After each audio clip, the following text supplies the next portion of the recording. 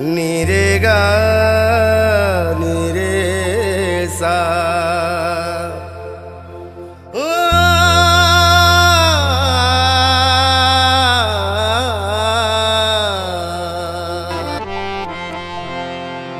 सजा दो घर को गुलशन सा,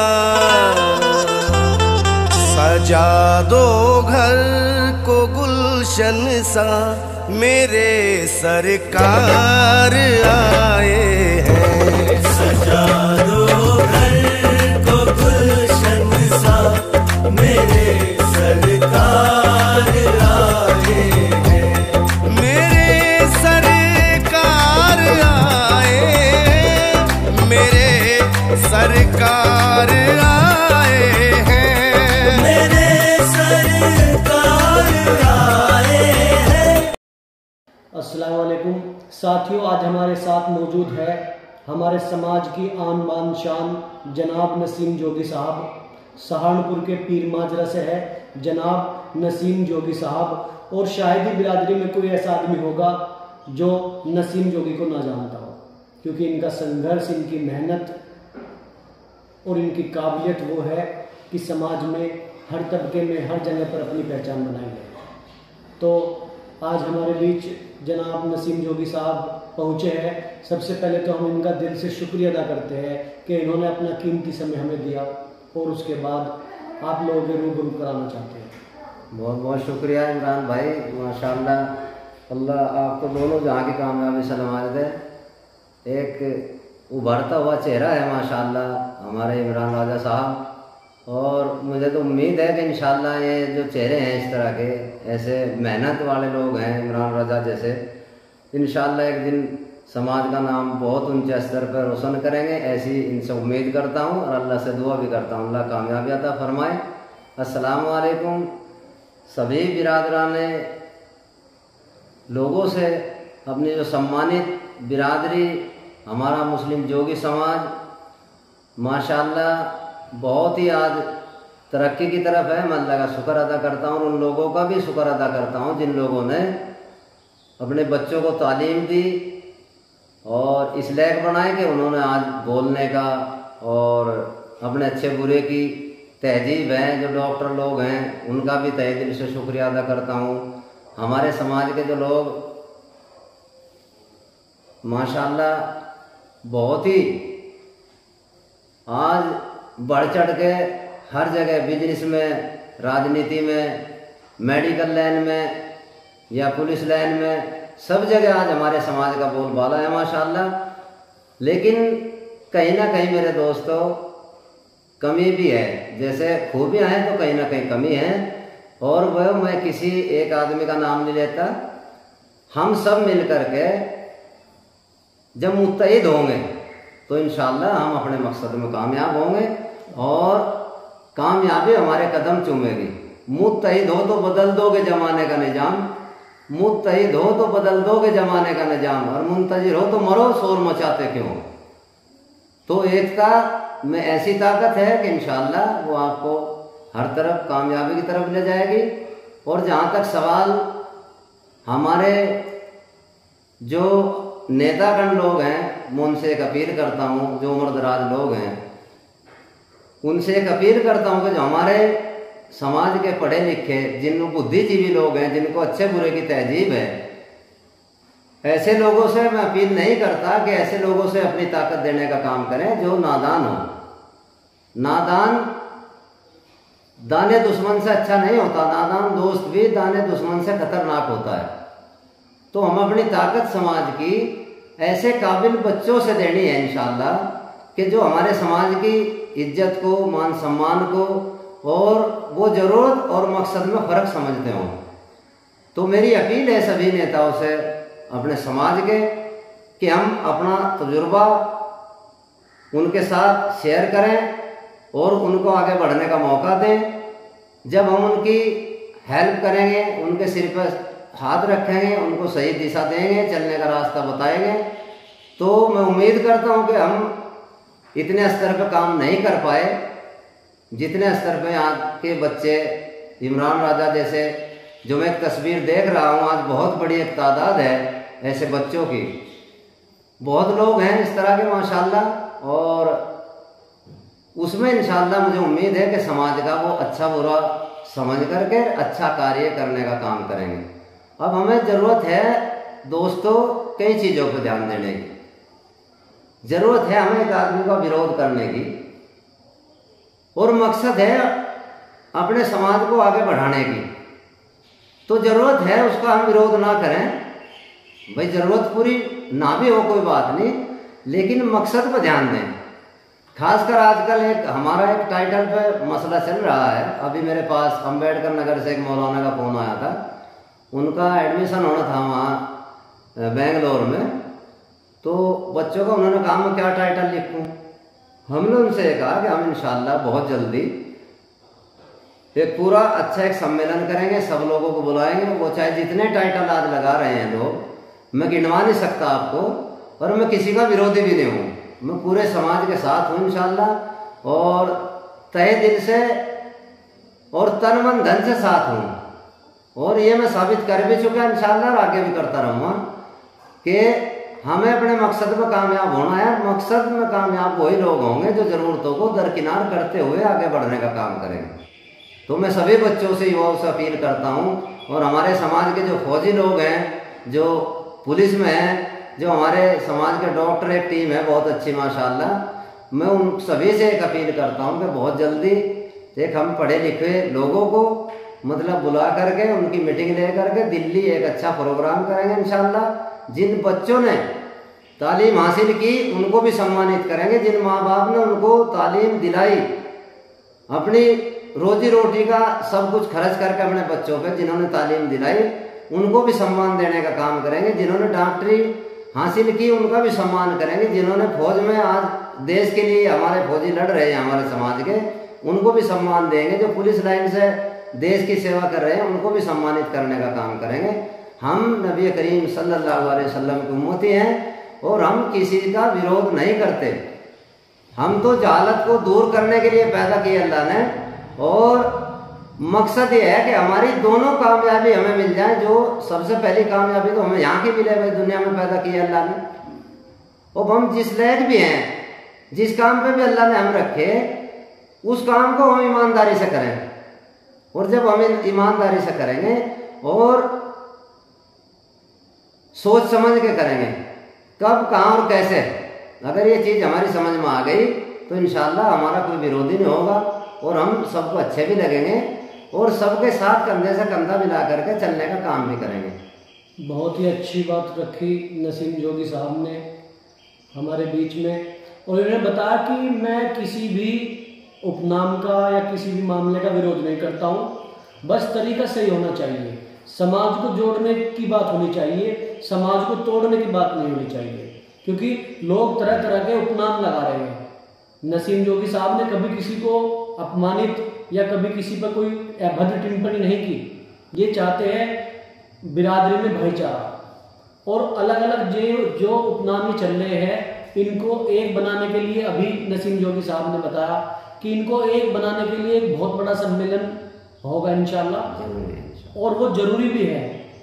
और रही बात आगे बढ़ने की, इन्होंने युवाओं को और आने वाली जनरेशन को एक संदेश दिया है कि वे निरंतर अपने पथ पर आगे बढ़ते रहें और इधर उधर ना देखें और सीधे अपनी राह पर चलना है। तो इसी सिलसिले में मैं जनाब नसीम जोगी साहब से एक सवाल करना चाहता हूँ कि आपका ये सफ़र जो समाज का सफ़र है, हम भी जब बहुत छोटे थे, बहुत बचपन में, जब हम लगभग 10-12 साल के होंगे तब से हम इनका नाम सुनते आ रहे हैं, नसीम जोगी साहब। और कई बार मुलाकातें भी हुई प्रोग्राम में या शादी समारोह में या किसी अन्य फंक्शन में, लेकिन बातें नहीं हो पाई। और जिसकी भरपाई आज थाना भवन में आकर बहुत गुजारिश के बाद, रिक्वेस्ट के बाद ये थाना भवन पहुँचे। मेरी बात होती रहती थी इनसे कि किस दिन आओ, और आने के बाद कुछ बातें होंगी। तो आज इन्होंने वो हमारा कहते हैं ना उलाहना उतार दिया। तो उसी बीच में मैं पूछना चाहता हूँ कि ये सफ़र कहाँ से शुरू हुआ और किन किन राज्यों में आपका सफ़र चला और कहाँ कहाँ तक फैला। थोड़ा विस्तार से आप नसीम जोगी साहब ये बात बताए, जिससे कि आने वाले समाज को या नई जनरेशन को भी पता लग सके कि हमारे बुजुर्गों ने हमारी खातिर हमारे लिए कितनी मेहनत करके हमारे समाज को आगे पहुंचाने का काम। बहुत बहुत शुक्रिया इमरान बेटा। ऐसा नहीं है कि मैं आपकी वो गुजारिश है या मेरा कोई एहसान है, मैं तो आपका शुक्रगुजार हूँ कि आप मुझे वक्त दे रहे हैं। आपका वक्त बड़ा कीमती है और मैं फिर एक बार आपका तहे दिल से शुक्रिया अदा करता हूँ और दुआ भी करता हूँ अल्लाह आपके मकसदों में जो जो आपके मकसद हैं और उनमें अल्लाह भरपूर कामयाबी दे। और आपको इंशाअल्लाह जो मेरी सामने तस्वीर है, मेरे 25 नाम भी मुझे लिख रखे हैं अपनी डायरी में, इंशाअल्लाह हो सकता है उनमें एक नाम ये भी हो। और मेरे मकसद जितने भी रहे अल्लाह ने मुझे कामयाबी दी, मैं अल्लाह का शुक्रगुजार हूँ। मेरा सफ़र शुरू हुआ था लगभग 2002 के करीब और रामपुर में सलमानी बिरादरी के प्रोग्राम में चला गया था। मुझे समाज से कोई लेना देना नहीं था उस वक्त, ना मुझे कोई बात पता थी समाज की। मैं तो एक वैसा आदमी था, मतलब अपनी मर्जी का ज़िंदगी जीने वाला, ना किसी की सुनने की आदत थी। और अगर दूसरी जबान में कहूँ तो वो एक ज़िंदगी वैसी थी, दूसरी टाइप की, एक दादागिरी जैसे कहते हैं। तो वो एक अच्छा नहीं था सफ़र ज़िंदगी का। तो गयूर सलमानी साहब के यहाँ प्रोग्राम था रामपुर में और हाजी इस्लाम कमर सलमानी आए, उनको एक बत्ती मिली हुई थी। एक गयासुद्दीन थे गाजियाबाद के, मुलायम सिंह जी ने उनको भी बत्ती दे रखी थी। एक हज कमेटी के चेयरमैन थे, उनको भी बत्ती मिली हुई थी। तो मैं इनके प्रोग्राम में चला गया गयूर सलमानी साहब के। तो वो अपनी बात करते थे, अपने समाज की बात करते थे। मेरे दिमाग घूम गया, यार इतना बड़ा समाज है हमारा, तो क्या हमारा भी कोई मतलब यार मंत्री होना चाहिए, कोई मतलब MLA होना चाहिए, किसी को बत्ती मिलनी चाहिए, राजनीति में हिस्सा होना चाहिए। मेरा माइंड घूम गया, दिमाग घूम गया। मैं वहीं से शुरू सफ़र मेरा। रामपुर वो सरजमीन है जहाँ मुझे सम्मान बहुत दिया लोगों ने। हमारी बिरादरी का एक भी घर नहीं है रामपुर के अंदर, लेकिन मैं नसीम आज़ाद साहब, मास्टर मलिक परवाना साहब, गयूर सलमानी साहब और बहुत लोग हैं जिन्होंने मुझे सम्मान देने का काम किया। जब मेरे पास कोई पद, कोई चर्चा, कोई चीज़ ऐसी नहीं थी, जब भी रामपुर के लोगों ने मुझे बहुत सम्मान देने का काम किया। मैं रामपुर के लोगों का कभी एहसान नहीं भूल पाऊँगा और उनका अदब एहतराम करता रहूँगा इंशाअल्लाह। और आज भी मुझे सम्मान देते हैं और उम्मीद करता हूँ आगे भी देते रहेंगे इंशाअल्लाह। तो वहाँ से सफ़र शुरू हुआ, फिर हम लोनी चले गए। वहाँ भी सलमानी समाज के ही एक प्रोग्राम में मुझे सम्मानित किया गया। MP मनव्वर हसन थे उस वक्त, उनके साथ मुझे सम्मानित किया गया। और उसके बाद प्रोग्राम ख़त्म होने के बाद मुझे फिर अपने जोगी समाज के नेता की तलाश हुई। भाई हमारे समाज का कोई नेता हो, जो हमारे बुजुर्ग हैं, हमें उनका पता लगे, हम उनसे रब्ता करें, उनसे आगे बढ़ने का कोई तरकीब उनसे सीखें। उसके बाद हम जब चले गए लोनी में, पता लगा बड़ी मुश्किल के बाद एक राष्ट्रीय अध्यक्ष का नाम आया, तो वो अलवी बिरादरी से थे। उन्होंने बेचारा ने सम्मान किया, चाय पिलाई। और फिर बड़ी मुश्किल के बाद उन्होंने एक आदमी का नाम बताया कि मेरठ में से एक आदमी फैक्ट्री में काम करता है, दिल्ली, हो सकता है वो बता दे कुछ। वो उनके पास पहुँचे और एक बात ये बता दूं कि मेरा वहाँ जूता था बहुत महंगा, वो उठ गया था। फिर हाजी इस्लाम कमर सलमानी के प्रोग्राम में ही एक हामिद सलमानी साहब थे, उन्होंने पाकिस्तानी चप्पल दी मुझे। उसमें चलते चलते मेरे पैरों में खुल के भी पड़ गए थे और उनसे रब्ता किया। खैर कुल मिला के बहुत अच्छा सफ़र रहा वहाँ तक। उसके बाद मुझे एक समिति का पश्चिम उत्तर प्रदेश का अध्यक्ष बना दिया गया और उस पर मेहनत हुई। 10,000 बैल्ट पेपर छपवाए, रेलों पे, बसों पे चिपकवाए और अखबार में मेरा जब नाम आया मुझे बड़ी खुशी हुई थी माशाल्लाह। नसीम जोगी पश्चिम उत्तर प्रदेश के अध्यक्ष बने। तो मैं दिखाता फिरा लोगों को। आज अल्लाह का शुक्र है, टीवी पे और यूट्यूब चैनलों पे अल्लाह ने आपके इस बच्चे को, आपके इस भाई को जो सम्मान दे रखा है, मैं अल्लाह का शुक्रगुजार हूँ उन लोगों का, तमाम का, जिन लोगों ने मेरी इस सफ़र में मदद की। और आज आजमगढ़, सुल्तानपुर, लखनऊ कई कई बार गए। समाज को जहाँ भी मेरी ज़रूरत हुई मैं वहाँ पहुँचने का काम किया। और अल्लाह का एक एहसान रहा कि मेरा कोई विरोधी भी नहीं रहा। अगर किसी ने विरोध किया भी उसका चला नहीं और इंशाअल्लाह चलेगा भी नहीं, क्योंकि मेरे मन में किसी के प्रति विरोध है ही नहीं। मैं तो नबी करीम सल्लल्लाहु अलैहि वसल्लम का उम्मती हूँ, अल्लाह का बंदा हूँ, और अल्लाह के अहकाम को नबी करीम सल्लल्लाहु अलैहि वसल्लम के तरीके पर पूरा करने वाला अल्लाह मुझे बना दे, इसकी कोशिश करता रहता हूँ। रही बात समाज के, जिस बच्चे को, जिस भाई को, जिस बुजुर्ग को जहाँ भी ज़रूरत हो, मैं हर टाइम तैयार रहूँगा। बस एक अपील फिर एक बार करता हूँ कि हम अपने मकसद पर ध्यान दें। जो बच्चे आगे बढ़ना चाहते हैं, इनका हौसला बढ़ाएं, इनके हौसले तोड़ने की बात ना करें। उपनाम पे एक बार फिर मैं आपसे अपील करता हूँ लोगों से कि आप एक ज़िले में कुछ नाम लगाते हैं, दूसरे ज़िले में कुछ लगाते हैं, एक प्रदेश में कुछ लगाते हैं, तो ये चीज़ें अगर हम लगाएंगे अलग अलग करके तो हम भटक जाएंगे। जो आज हमारा 22 प्रदेशों का जोड़ हो चुका है, आज आपकी बात 22 प्रदेशों के समाज के लोग सुनते हैं, देखते हैं। ये हमारे बुजुर्गों की, नसीरुद्दीन नेताजी हैं, उनकी कहीं ना कहीं हमारी भी थोड़ी बहुत मेहनत लगी है उसमें। और आप जा करके ये 22 प्रदेशों के लोग, आज जो मैं बोल रहा हूँ इंशाल्लाह मुझे उम्मीद है विदेशों तक लोग सुनेंगे। तो एक पूरी इंसानियत के लिए भी मैं एक पैगाम देना चाहता हूँ। हमारा चाहे वो अधिकारी लाइन से हो, चाहे नेता लाइन से हो, चाहे बिजनेस लाइन से हो, हम सबसे पहले ये बात समझें कि हम इस देश के वासी हैं और ये भारत देश हमारा है।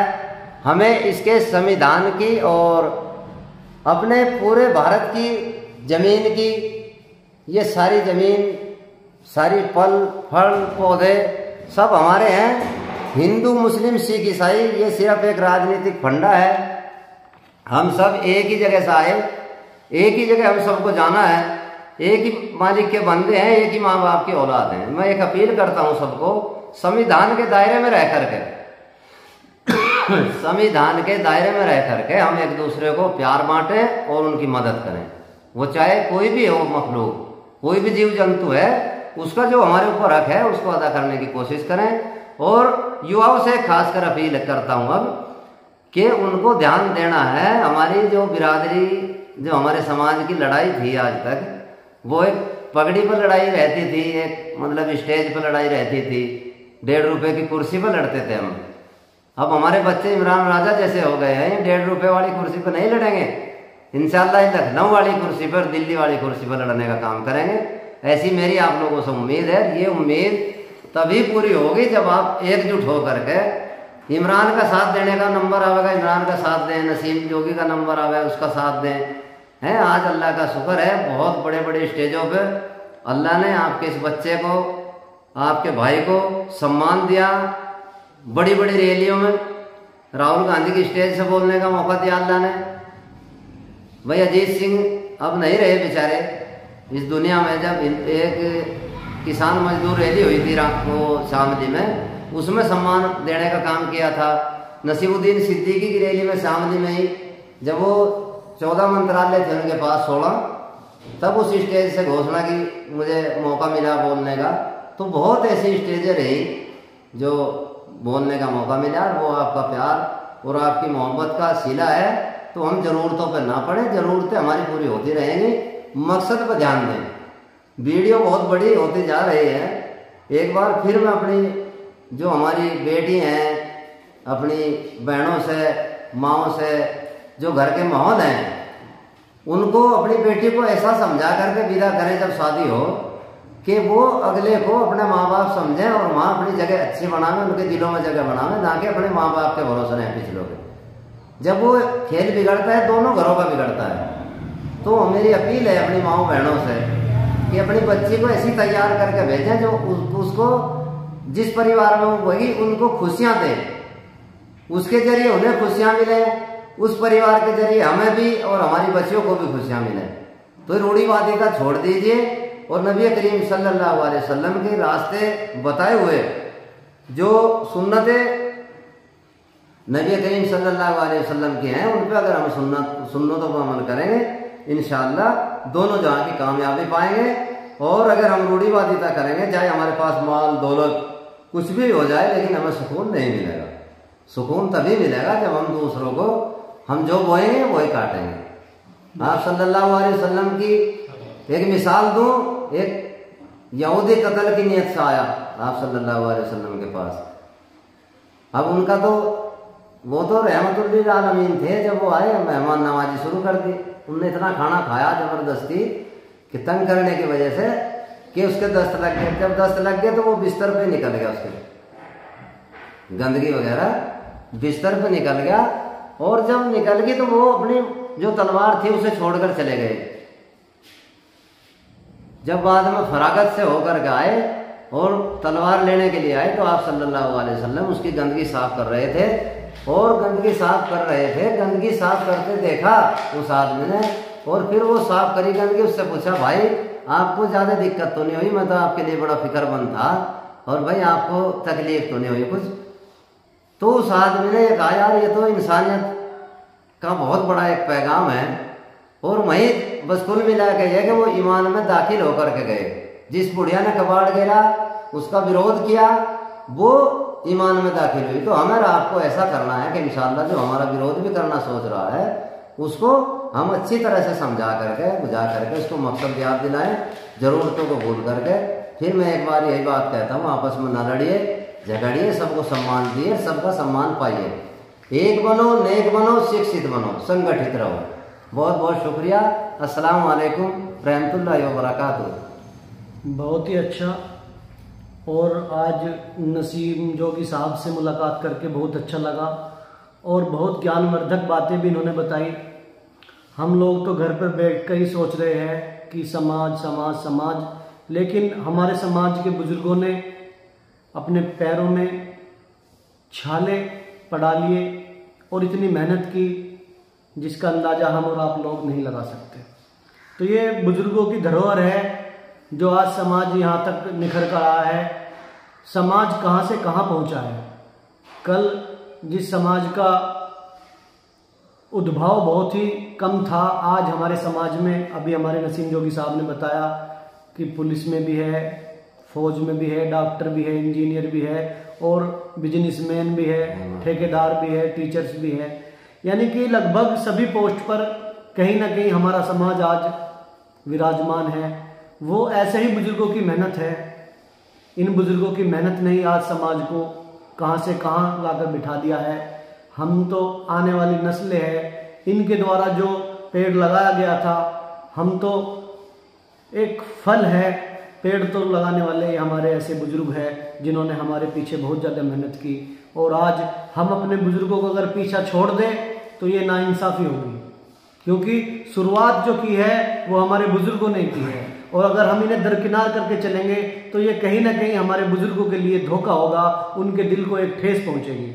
तो मैं सर्व समाज से अपील करना चाहता हूँ कि कहीं भी बढ़ो, आगे बढ़ो। ये हमारे बुजुर्ग हमें नहीं रोकते, लेकिन एक बनो। अभी इन्होंने कहा कि एक बनो, नेक बनो, तो इसलिए ये हमें कभी किसी तरक्की पर जाने से नहीं रोकते, कभी हमारा विरोध नहीं करते। बस फर्क इतना है कि ये जमीन से जुड़कर चलते हैं, ये सोशल मीडिया पर या व्हाट्सएप पे नहीं काम करते, ये डोर टू डोर काम करते हैं। ये जमीन से जुड़े हुए आदमी हैं और ये जमीन पर रहकर काम करना चाहते हैं। और अक्सर मैं भी, जो हमारे बुजुर्ग हैं और भी अन्य बुजुर्ग हैं, मैं देखता आ रहा हूं कि ये मेहनत करते हैं और दिल से मेहनत करते हैं। इन्हें किसी टाइप का कोई स्वार्थ नहीं है, कोई लालच नहीं है, और ना ही किसी प्रकार का ये समाज से फायदा उठाना चाहते हैं। ये तो सिर्फ समाज को एक उगते सूरज के रूप में देखना चाहते हैं। तो लंबी बात न करते हुए मैं ऐसे लोगों को सलाम करता हूं और दिल से हार्दिक अभिनंदन करता हूं, और अल्लाह से दुआ करता हूं कि हमारे बुजुर्गों का साया हमारे ऊपर ऐसे ही हमेशा बनाए रखे। बहुत बहुत शुक्रिया। खुदा हाफिज। मिलते हैं और अन्य किसी मुद्दे पर।